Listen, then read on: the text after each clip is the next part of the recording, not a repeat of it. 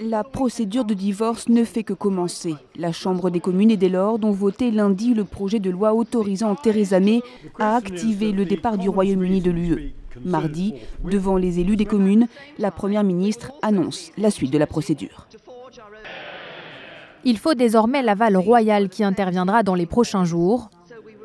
Nous respectons donc le calendrier que j'ai mis en place il y a 6 mois.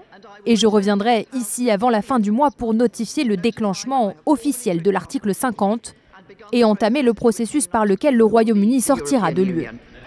Le déclenchement de l'article 50, c'est le coup d'envoi formel des discussions avec les Européens. Il aura lieu avant la fin du mois. Autre étape, le sommet des 27, le 6 avril.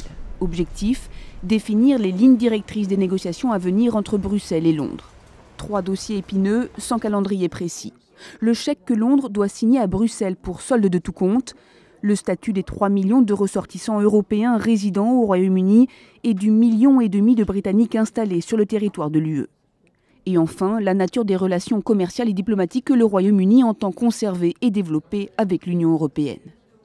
Autre complication, la question de l'indépendance écossaise. La Première ministre Nicola Sturgeon a fait savoir qu'elle entend organiser un 2e référendum sur l'indépendance de l'Écosse si le Parlement britannique donne en amont son accord. Une perspective qui pèsera aussi sur la négociation du Brexit.